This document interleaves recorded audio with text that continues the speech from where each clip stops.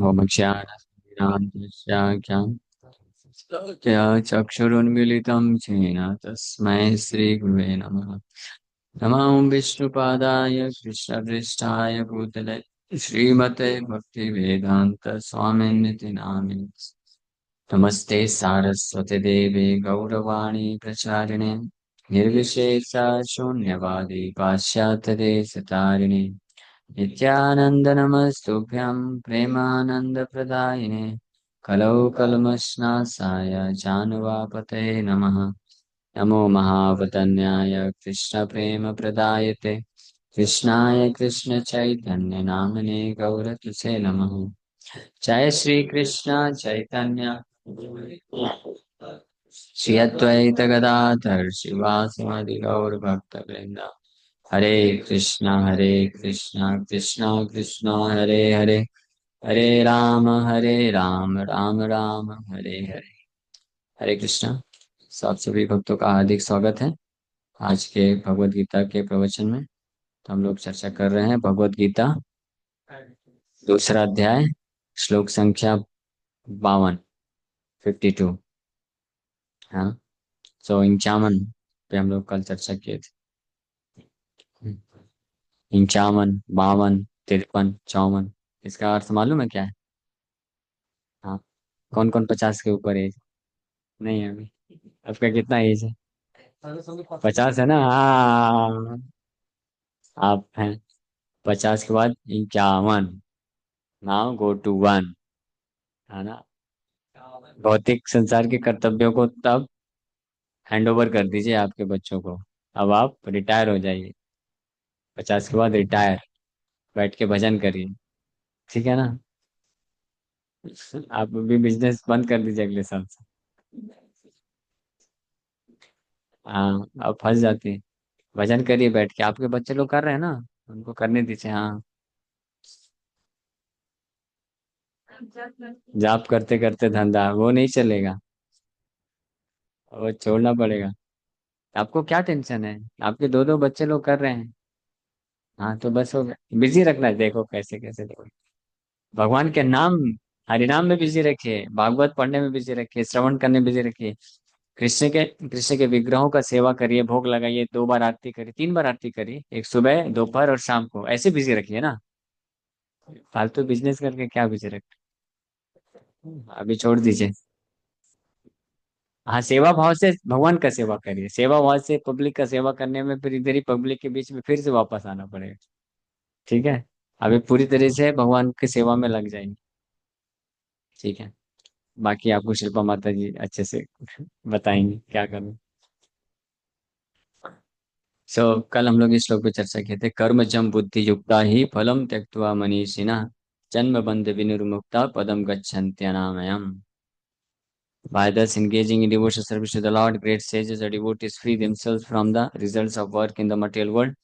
In this way, they become free from the cycle of birth and death and attain the state beyond all miseries by going back to Godhead.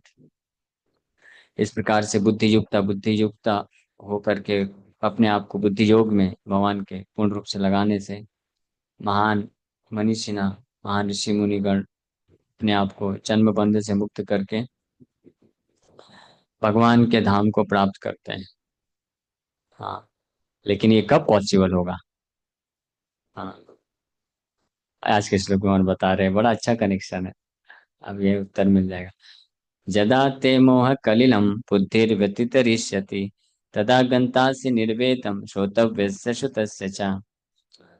When your intelligence has passed out of dense forest of delusion, you shall become indifferent to all that has been heard and all that is to be heard.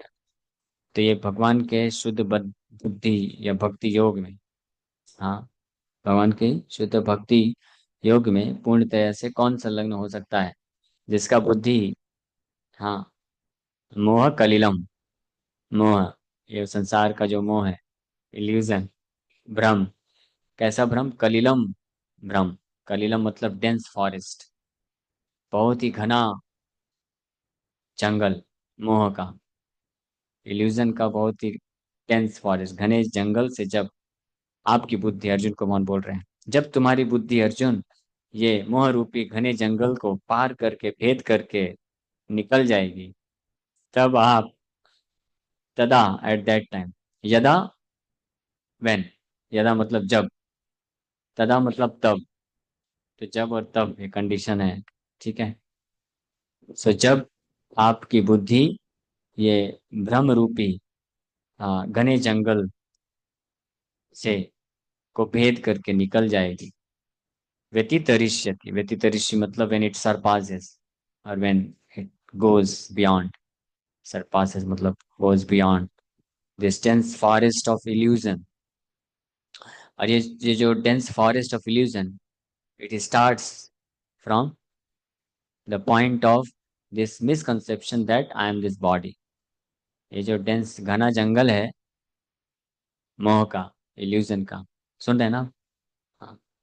ये जो घना जंगल है illusion का, ये कहाँ से चालू होता है? जंगल की शुरुआत इस पॉइंट से होती है, जब कोई व्यक्ति अपने आप को ये शरीर समझता है कि मैं ये शरीर हूँ, वहां से चालू होता है।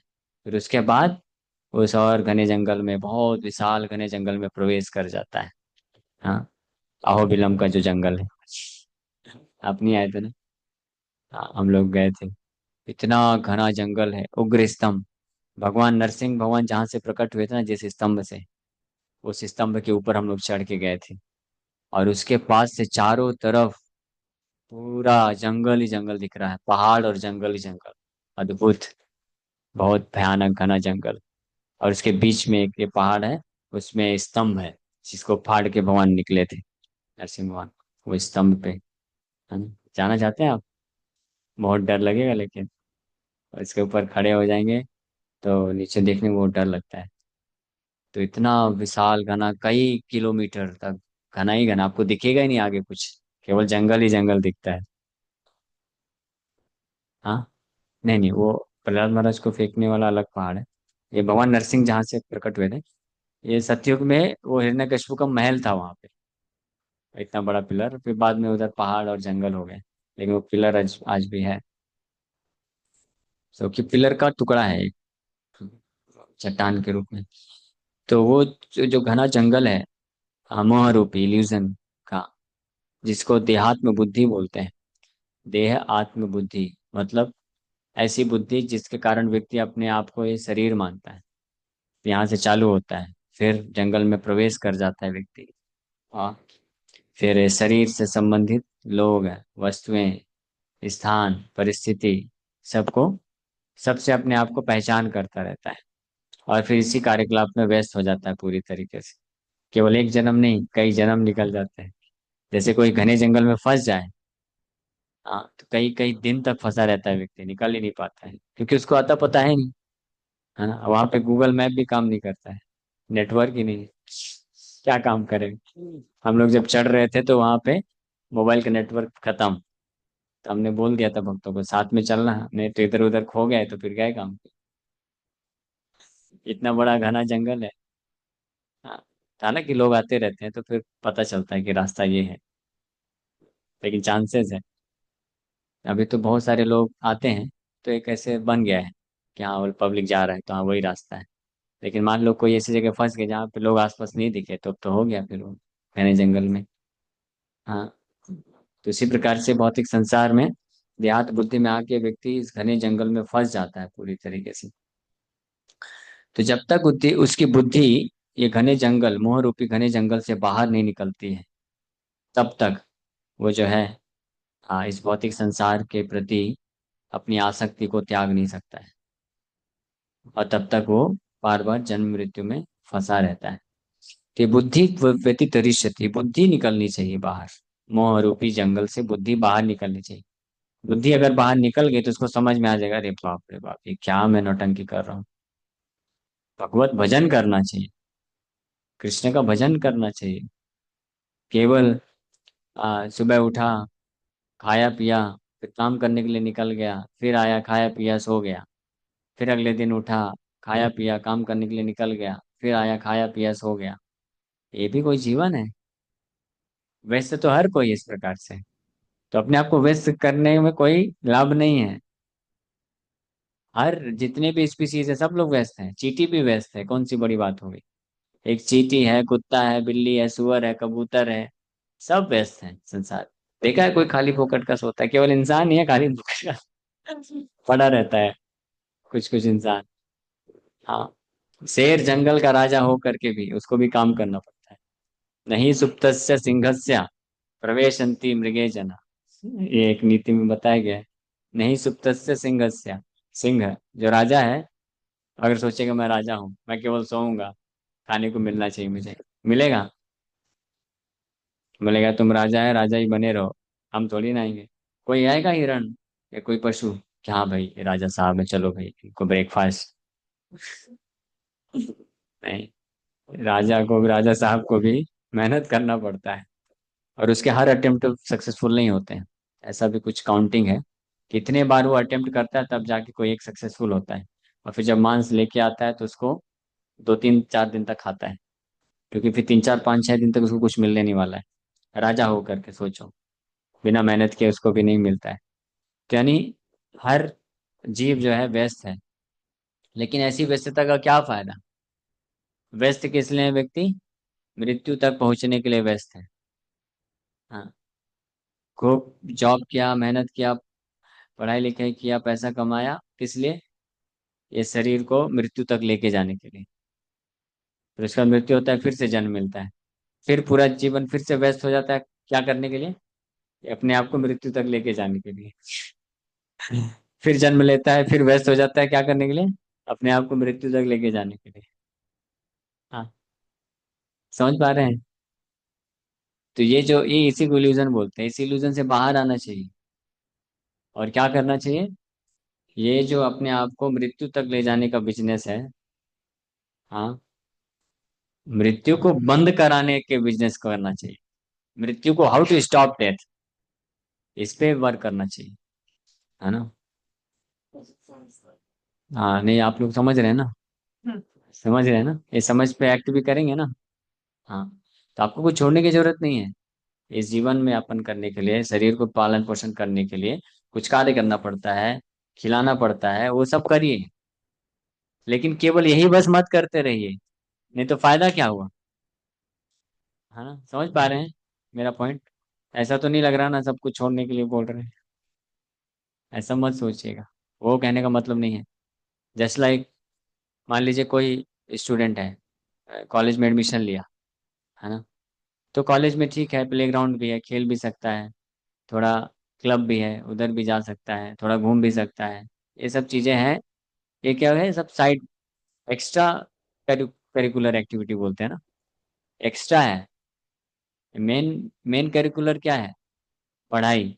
कोई स्टूडेंट है, अच्छा सा एडमिशन लिया, खूब ड्रेस अच्छा पहन लिया, और स्पोर्ट्स का भी ले लिया, सब कुछ ले लिया, और पूरा दिन, डे आफ्टर डे, अलग अलग प्रकार के जो एक्स्ट्रा करिकुलर एक्टिविटी, उसी में एंगेज रहता है, लेकिन मेन जो क्लासेस अटेंड करना वो नहीं करता है। हाँ, ऐसा तो जीवन नहीं होना चाहिए ना। तो फिर फायदा क्या हुआ तुम्हारे इस कॉलेज में एडमिशन लेने का? तो हमको इसी प्रकार से, हम जीवन मिले हैं, केवल अपने आप को जीवित रखने के प्रयास करने मात्र में जीवन चला जाए तो क्या फायदा? वो भी कर नहीं पाते हैं, मृत्यु आ ही जाती है, और मृत्यु और जीवन के, जन्म के बीच में बहुत सारी व्याधियां, कष्ट, ये सब आते हैं। तो फायदा क्या हुआ? समझ पा रहे हैं ना? इसलिए बुद्धिमान जो व्यक्ति होता है ना, वो बुद्धि लगाता है कि मुझे समझना चाहिए कि मैं कौन हूँ, मेरे जीवन का लक्ष्य क्या है, मुझे कहाँ जाना है, ये क्यों बार बार मृत्यु हो रहा है, जन्म हो रहा है, why am force to suffer, why am force to die. हाँ, ये है ना, फोर्सफुली है ना। कोई बोल सकता है नहीं नहीं मुझे मृत्यु नहीं देने का? हाँ, ऐसा बोलेंगे तो क्या होगा? सब लोग, कोई नहीं मरना चाहेगा फिर। ये सबके ऊपर मृत्यु, राम राज्य के टाइम पे था, है ना? हाँ, death eight one's own choice, इच्छा मृत्यु, है ना? आज के समय में इच्छा मृत्यु वरदान दे देंगे तो कोई नहीं मरेगा, लेकिन राम राज्य के टाइम पे ये था। लेकिन वो लोग अपना कर्तव्य पालन करके फिर डिसाइड करते थे अभी हमको जाना है भगवान के धाम, तो चले जाते थे, है ना? राम राज्य, भगवान राम के राज्य में डेथ भी नहीं, और डिजीज भी नहीं, ओल्ड एज भी नहीं, कुछ भी नहीं। ये है, तो भगवान राम का आश्रय लेता है, कृष्ण का जो आश्रय लेता है, तो इसको ओवरकम कर सकता है। तो बुद्धि जो है व्यतीत रिष्यति, ये घने इल्यूजन रूपी जो कलिलम, डेंस फॉरेस्ट है, इससे कैसे निकल सकती है? ये नॉलेज के थ्रू। भगवत गीता का नॉलेज ज्ञान जब कोई प्राप्त करता है तो इससे बुद्धि उसकी इससे पार जा सकती है। तदा गंतासी, गंतासी मतलब देन यू शैल गो निर्वेदम, टैल्यूअसनेस, निर्वेदम मतलब इस भौतिक संसार के प्रति निर्वेद उत्पन्न हो जाएगा। केवल कर्तव्य दृष्टि से व्यक्ति कार्य करके मेन जो लक्ष्य है उसको ही फोकस में रख करके जीवन यापन कर सकेगा। श्रोतव्यस्य श्रुतस्य च, तदा गंतासि निर्वेदम श्रोतव्यस्य श्रुतस्य च। श्रोतव्यस्य means toward all that is to be heard, and श्रुतस्य means that is already heard. जो भी संसार में हम सुन रखे हैं या सुनने वाले हैं, ये सुन रखे हैं मतलब कि ऐसा करना चाहिए, ऐसे लाइफ बनाना चाहिए, ऐसे करियर बनाना चाहिए, ये कार्य करना चाहिए, ये सफलता है, ये विफलता है, ये सब श्रुतस्य, ये सब सुन रखे हैं, तो ये सब के प्रति निर्वेद उत्पन्न हो जाएगा। निर्वेद का मतलब होता है कि हम उससे प्रभावित नहीं होंगे। संसार में अनेकों प्रकार के लोग बहुत सारे कार्य कर रहे हैं, लेकिन जिसका बुद्धि मोह रूपी घने जंगल से बाहर निकल चुका है, वो देख पाता है, अरे बहुत बड़ा बड़ा सफलता प्राप्त करने के लिए प्रयास कर रहा है, लेकिन ये प्रयास क्या है? ये वही प्रयास है। मेला में देखा ना, नीचे से ऊपर, ऊपर से नीचे, नेट डिस्प्लेसमेंट। हाँ, तो खूब मेहनत किया, ऊपर गया, फिर मृत्यु हुआ, फिर नीचे आया, A for apple, B for boy, फिर मेहनत किया, फिर ऊपर गया, फिर नीचे आया। तो जिसका बुद्धि ये घने जंगल के इल्यूजन रूपी घने जंगल से बाहर निकल जाता है, वो इस बात को समझ पाता है। इसलिए वो जीवन का लक्ष्य केवल अपना किसी भी प्रकार से जीवन यापन या कुछ सुख भोग कर लेना या कुछ भौतिक सफलता प्राप्त कर लेना, ये बस लक्ष्य नहीं रखता है। मेन लक्ष्य उसको निर्धारित रहता है कि मुझे अपने जीवन को वास्तविक रूप में सफल बनाना है। और इस जीवन, भौतिक जो जीवन है, इसको करता है कर्तव्य समझ करके कि हाँ मुझे इस संसार में अस्तित्व को बना के रखना है, अपना जीवन मैं जो है कंफर्टेबली रह सकूं, ताकि मेन लक्ष्य को प्राप्त कर सकूं, इस उद्देश्य से करता है। तो श्लोक भगवान ये चीज बोल रहे हैं। So there are many good examples in the lives of the great devotees of the Lord, of those who became indifferent to the rituals of the Vedas simply by devotional service to the Lord. When a person actually understands Krishna and his relationship with Krishna, he naturally becomes completely indifferent to the rituals of fruitive activities, even though an experienced Brahmana. So, Shutasya Shrotavyasya Shutasya cha, ऐसे अनेकों वैदिक injunction है या वैदिक rituals है, रीति रिवाज है, यज्ञ है, दान है, तपस्या है, जिसको करके व्यक्ति भौतिक जीवन, भौतिक लाभ प्राप्त कर सकता है। लेकिन जिसका बुद्धि ये मोह रूपी घने जंगल से बाहर निकल जाता है, वास्तविक ज्ञान प्राप्त कर लेता है, तो समझ जाता है कि इसका फायदा क्या है। हाँ, इसका क्या फायदा हुआ, घूम फिर के फिर वही चक्कर चल जाएगा। तो फिर ऐसा व्यक्ति जो होता है, ऐसा भक्त जो होता है, वो फिर ये प्रलोभन देने वाले कार्यों से अट्रैक्ट ना हो करके अपने कृष्ण के प्रति जो संबंध है उसको जागृत करने का प्रयास प्रारंभ कर देता है। और उसके लिए वो सीरियस हो जाता है भजन करने में, भगवान के बारे में पढ़ने में, श्रवण करने में। So Sri Madhvendra Puri, a great devotee and acharya in the line of the devotees, says, Madhavendra Puri इसके बारे में बताते हैं, ये जो यहाँ पे बताया गया, तदा गंतासि निर्वेदम श्रोतवश्य श्रुतस्य च, इसके प्रति श्रोतवश्य श्रुतस्य के प्रति निर्वेदम कैसे उत्पन्न होता है। तो माधवेंद्रपुरी बोलते हैं, संध्या वंदन भद्रमस्तु भवतो, भो स्नान तुभ्यं नमो, भो देवा पितरस्य तर्पण विधौ नाहं क्षम क्षम्यताम्, यत्र क्वापि निषद्य यादव कुलोत्तमस्य कंसत्तुषा, स्मारं स्मारं अघं हरामि तदलं मन्ये किमन्येन मे। So, O my prayers 3 times a day, all glory to you. O bathing, I offer my obeisances unto you. O demigods, O forefathers, please excuse me for my inability to offer you my respects. Now, wherever I sit, I can remember the great descendant of the Yadu dynasty, Krishna, the enemy of Kamsa, and thereby I can free myself from all sinful bondage. I think this is sufficient for me. तो जब कोई भक्त वास्तव में उसका बुद्धि व्यतितरिष्यति, हाँ, ये मोह रूपी घने जंगल से पार होकर के निकल गया, यानी दिव्य ज्ञान की स्थिति में अवस्थित हो जाता है, तब ऐसा भक्त भगवान कृष्ण के भजन में, भगवान कृष्ण की सेवा में निष्ठ हो जाता है, इस प्रकार से कि अन्य प्रकार के जितने भी भौतिक कार्य और साथ ही साथ में जो रिलीजियस एक्टिविटीज हैं, धार्मिक अनुष्ठान, व्रत, देवताओं का पूजा पाठ, ये सब के प्रति भी निर्वेद उत्पन्न हो जाता है। मतलब ये सब में भी अपने आप को व्यस्त नहीं रखता है, टाइम वेस्ट नहीं करना चाहता है। हाँ, वो दूर से प्रणाम कर देता है ये सब, क्योंकि उसको अब वो पूर्ण रूप से यद यदो यादव कुलोत्तमस्या कम से दुषा, यादव कुल के सबसे उत्तम कौन, कृष्ण, जो कंस के शत्रु हैं, उनके प्रति मेरा आकर्षण आ गया है, रुचि आ गई है। तब उनको ही याद करने में, उनका ही भजन करने में मैं इतना मग्न हो जाना चाहता हूँ। और मुझे लगता है कि ये करने मात्र से ही मेरा सब कुछ हो गया, सारे पाप के बंधन से मैं मुक्त हो जाऊंगा। इसलिए मुझे और कोई कुछ करने की इच्छा नहीं है, और कुछ अपने आप को व्यस्त रखने की इच्छा नहीं है। केवल इसी में मैं व्यस्त रखना चाहता हूँ। तो ऐसा भक्त निरंतर जो है नाम जप करता है, कृष्ण का श्रवण करता है, कथा करता है, और सेवा में लग जाता है। और उसको ऐसा भावना उत्पन्न होता है, I think this is sufficient for me. उसको लगता है यही मेरे लिए पर्याप्त है। तो जब इस स्थिति में कोई आ जाए कि भगवान कृष्ण का भजन, उनका श्रवण कीर्तन, यही मैं कर लूं अगर जीवन में निरंतर, यही मेरे लिए पर्याप्त है और कुछ करने की आवश्यकता नहीं है, तो परफेक्ट रूप से वो निर्वेदम की स्थिति में है। यानी वो योग्य है अब इस भौतिक संसार के जन्म मृत्यु के साइकिल से मुक्त होकर के परम धाम को प्राप्त करने का। हाँ, तो ये हमारा लक्ष्य है, इसको नकल नहीं कर सकते हैं, इमीडिएटली यहाँ तक नहीं पहुंच सकते हैं। लेकिन ये लक्ष्य होना चाहिए, एटलीस्ट पता तो होना चाहिए कि हम, जब लक्ष्य पता रहेगा तब तो धीरे धीरे उस ओर प्रगति करेंगे ना। जब लक्ष्य पता नहीं है तो फिर क्या हो जाएगा।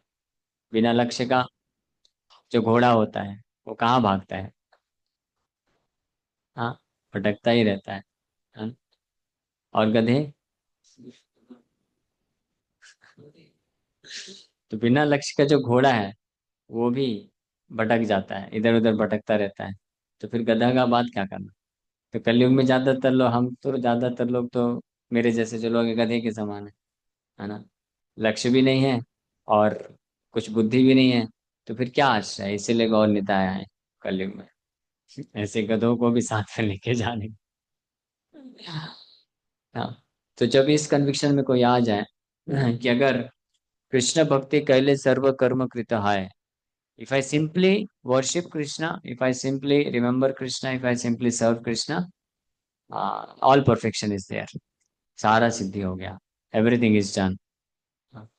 ये जो फेथ है, दिस काइंड ऑफ फेथ, श्रद्धा, हाँ, ये इसको बोलते हैं कि वो वास्तव में अपने आप को पूर्ण रूप से मोह से मुक्त कर लिया है, इल्यूजन से मुक्त हो गया है। जब तक ये नहीं है, मतलब इल्यूजन अभी भी चल रहा है, तब तक उसको प्रयास करते रहना चाहिए।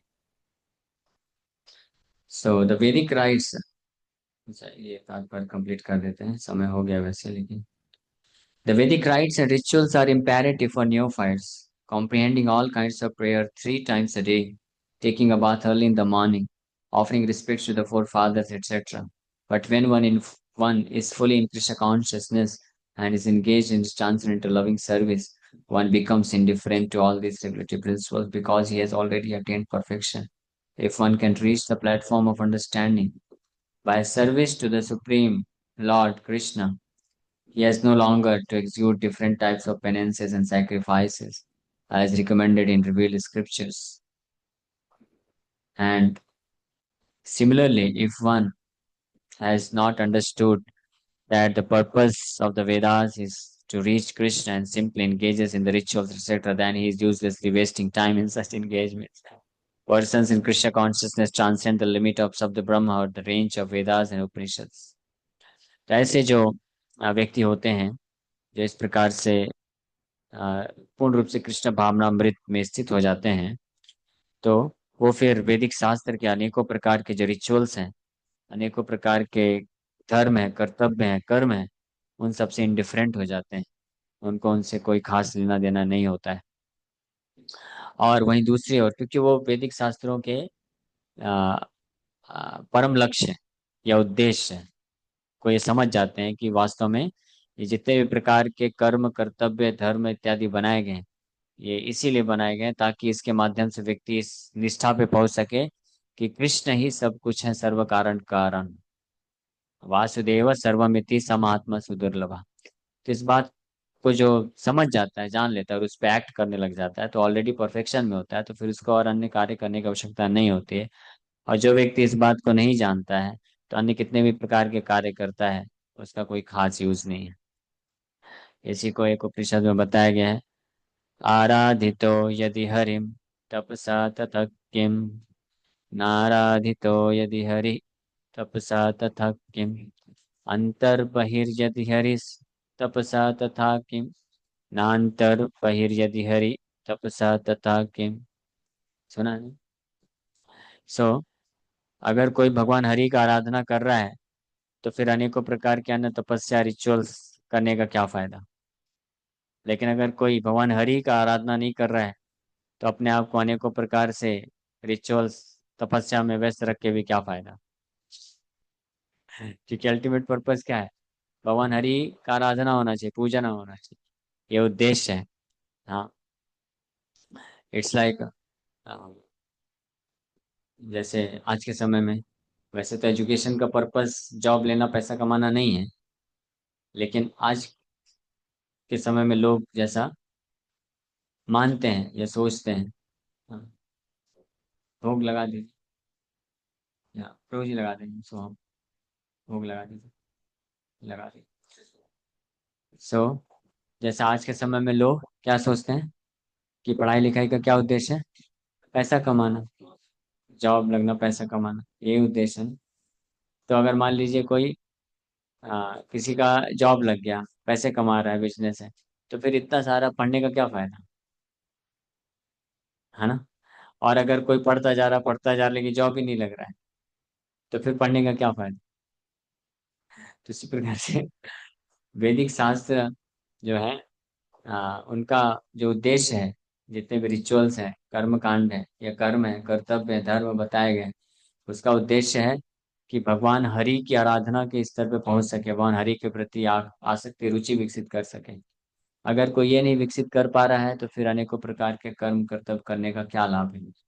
और अगर ये विकसित कर लिया है, तो अनेकों प्रकार के कर्म कर्तव्य करने का आवश्यकता नहीं। तो दोनों ही केस में व्यक्ति हाँ निर्वेद हो जाना चाहिए, ऐसे देखा जाए। बट एनीवे, सो इसको भागवत में भी बोला गया है, स्वानिष्ठितस्य धर्मस्य संसिद्धिम हरितोषणम, ना उत्पादे रतिम यदि श्रमेव ही केवलम। अगर भगवान जितने भी प्रकार के वर्ण और आश्रम में स्थित व्यक्ति है, कोई ब्राह्मण, क्षत्रिय, वैश्य, शूद्र वर्ण, ब्रह्मचारी, गृहस्थ, वानप्रस्थ, संन्यास, ये आश्रम है, तो ये चार वर्ण और चार आश्रम में स्थित व्यक्ति अगर इसके अपने कर्तव्यों का, कर्म का पालन करते हुए भगवान हरि के प्रति रुचि उत्पन्न नहीं हो पा रही है, सो फिर वो क्या है, श्रम है वही केवलम बोला गया है। This is all useless labour, waste of time, Bhagavat में स्पष्ट ये बताया गया है। उसी चीज को यहाँ पे भगवान इस श्लोक में बोल रहे हैं कि अगर वास्तव में कोई निर्वेद ये श्रुति नहीं, मोह कलिलम, बुद्धि अगर इस भक्ति योग में, बुद्धि योग में स्थित होने के कारण होता है कोई, तो उसका बुद्धि जो है मोह कलिलम, डेंस फॉरेस्ट ऑफ इल्यूजन, इससे बाहर निकल जाता है। तब वो ऑटोमेटिकली श्रोत वर्ष श्रुतर से चा, इससे इससे इसके प्रति निर्वेद उत्पन्न हो जाता है। ठीक है, तो इसी के साथ यहीं पे विराम करते हैं। Thank you very much. Hare Krishna. किसी भक्त का कोई प्रश्न है? यस, सूर्यांश प्रो। हरे कृष्णा प्रभु जी। हरे कृष्ण। प्रभु जी, मेरा एक प्रश्न था। भगवान ने ये ओल्ड एज और डिसीज क्यों बनाया है, और ऐसा क्यों होता है कि डेथ होने के बाद हमको किसी अ, उनके उन परिवार में जन्म लेना पड़ता है जिनको हम पहले से जानते नहीं हैं? ऐसा क्यों होता है? तो भगवान ने नहीं बनाया है, हमने बनाया है। वो भगवान तो कैसे? नहीं चाहते। भगवान चाहते हैं कि हम उस जगत में रहें, उनके साथ वैकुंठ जगत में रहें, जहाँ पे ओल्ड एज नहीं है, डेथ नहीं है, डिजीज नहीं है, बर्थ नहीं है। लेकिन हम बोलते हैं नहीं भगवान, मैं तो उसी जगत में जाऊंगा जहाँ पे जन्म भी है, मृत्यु भी है, डिजीज भी है, ओल्ड एज भी है। हाँ, तो इसमें गलती किसका है? हमारा गलती है। We are to be blame, not the supreme lord, because we wanted, हमारा डिजायर। तो भगवान ने हमारी डिजायर को फुलफिल करने के लिए बनाया है। ठीक है। ये उस प्रकार से है, जैसे आ, जैसे मान लीजिए आप मान लीजिए कैब बुक करते हैं, तो आपने जो एड्रेस डाला है, कैब ड्राइवर वहीं पे लेके जाएगा, है ना? तो जब लेके गया, गलत जगह पहुंचा दिया, तो आप बोलते हो है गलत जगह क्यों लेके आया? तो हाँ, लेके जरूर वो आया, लेकिन कमांड किसने दिया, इच्छा किसकी थी? तो अपने आप को ब्लेम करना चाहिए, हमने गलत एड्रेस डाला। तो भगवान, हरे कृष्ण। तो भगवान हमको फैसिलिटी देते हैं, कार्य करते हैं। भगवान सब कुछ देते हैं, करते हैं, लेकिन परमात्मा के रूप में भगवान, ये according to the desire of living entity, जीवात्मा के इच्छा के अनुरूप भगवान ये कार्य करते हैं। ठीक है। अगर आप इच्छा रखेंगे कि नहीं भगवान, मुझे ये जन्म मृत्यु वाले मार्ग से मत लेके जाओ, मुझे डायरेक्ट वैकुंठ मार्ग में लेके जाओ, है ना? अपवर्ग वर्तमनि, हाँ, वर्तमनि, अश्रद्ध दान पुरुषा धर्मस्य परंतपा, अप्राप्य माम निवर्तन्ते मृत्यु संसार वर्तमनि। तो दो प्रकार के पाथ हैं, मृत्यु संसार वर्तमनि, वर्तमनि मतलब पाथ, एंड अपवर्ग वर्तमनि। हाँ, श्रद्धा रति गुरु से जो भगवान के प्रति श्रद्धा रख करके भजन मार्ग को स्वीकार कर लेते हैं, पानी तो वो लेता है। अपवर्ग वर्तमनि, अपवर्ग वर्तमनि मतलब, हाँ, बड़े बॉटल लाओ पानी। जन्म मृत्यु, जन्म मृत्यु के आ, परे वाले मार्ग में चल देते हैं। और जो श्रद्धा नहीं रखते हैं भगवान के प्रति, तो वो मृत्यु संसार वर्तमनि में चले जाते हैं। तो भगवान ने चॉइस दिया है, हम जंक्शन में हैं, मनुष्य जीवन जंक्शन है, और चॉइस भगवान दे रहे हैं, इधर जाना है बेटा, इधर जाना है। हाँ, इधर वाला मार्ग ज्यादा अच्छा दिख रहा है, देखो। हाँ, तो जाओ बेटा, कौन रोक? भगवान फिर जब जैसे एक स्टेप आगे बढ़ाता है, तो भगवान सामने से दिखाते हैं उसको, देखो दिख रहा है नहीं, बोलता है, फिर वापस भागता है। फिर कोई साधु को भेजते हैं, सुनो सुनो, ये मार्ग में बहुत कष्ट है, फिर तो तुमको मृत्यु होगा, फिर जन्म लोगे, फिर डिजीज होगा, ये सब होगा। उसको भी साइड कर देता है। तो अभी क्या किया जाए? बार बार भगवान उस मार्ग से हमको इस मार्ग में लाना चाहते हैं, लेकिन हम है कि सुधरेंगे नहीं। ऐसा कोई गाना भी है ना, क्या है, हम कभी नहीं सुधरेंगे। हाँ, यस, क्लियर है क्वेश्चन? और कोई प्रश्न है?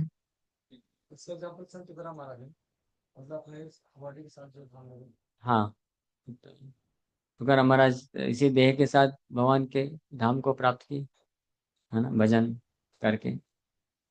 तुकाराम महाराज की आखिरी शिक्षा में भी यही चीज, पूरे जीवन की शिक्षा में वही था। आखिरी में भी यही बोले कि नाम संकीर्तन क्या है, साधन पैसों पे थे। मेरे को मराठी अच्छे से नहीं आता। हाँ, ये जो सबसे पावरफुल है नाम संकीर्तन, और वो भी कैसा, निरंतर। एक और ये भी आता है एक अभंग में, तुकाराम महाराज बोलते हैं कि जो नाम संकीर्तन अगर निरंतर कोई करता है, तो इससे आपको क्या मिलेगी? दो चीज मिलेगी।